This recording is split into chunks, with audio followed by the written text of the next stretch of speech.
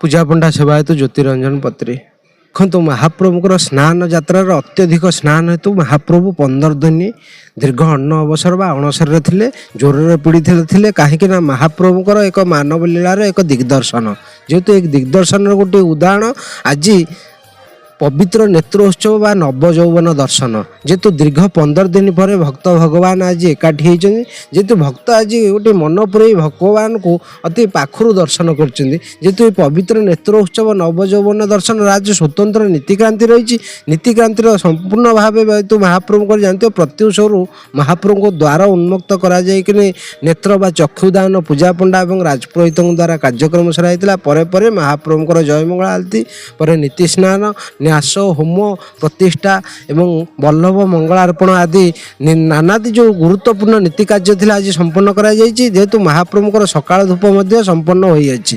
आसंता काली महाप्रभुଙ୍କର उभा यात्रा, जेहेतु जानथिबे रथ ब्रह्म तालध्वज रथर निर्माण जो होइतिला, काली महाप्रभुଙ୍କର रथर प्रतिष्ठा कार्यक्रम मध्य रहिछि आ नेतबंधा कार्यक्रम रहिछि। जेहेतु आसंता जुलाई 16 तारिख महाप्रभुଙ୍କର घोष यात्रा पड़थिबारु महाप्रभुଙ୍କର सकाळ धूप दिन जोटा जुलाई 16 तारिख आमर जानते दिन 10टा बेले सकाळ धूप संपन्न पर महाप्रभु सेनापटा कार्यक्रम आरंभ हो। से महाप्रभु निजे धाड़ी पौंडी होई भाई भौणी संगे ब्रह्म तालध्वज रथरे विराजमान करी भक्तों गहण माउसिया मंदिर अभिमुखे यात्रा करेंगे।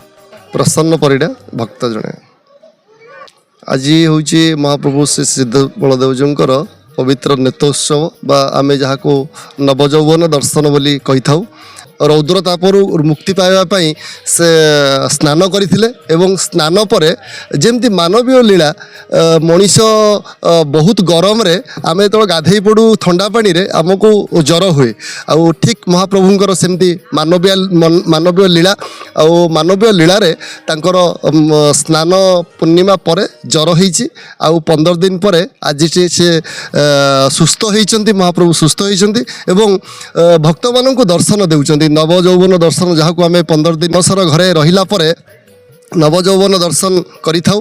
भक्त मानन को महाप्रभु दर्शन दे थांती, से लीला करुचंती। से काली टिके विश्राम नहीं पहर दिन को केन्द्रापड़ा तुलसी क्षेत्र में केवल पृथ्वीर सर्वबृहत विश्वर सर्वबृहत रथ जहाँ ब्रह्मतालध्वज रथ नाम परिचित, से रथरे से उपवेशन करेंगे एवं गुंडीचा मंदिर को से जीवे बुलिबा पाई। सेठी 9 दिन लीलाखेला करेंगे। पुणी तापरे मंदिर को आसी भक्त मानू जेमती दर्शन दियंती सेमती पुणी वर्ष तमाम दर्शन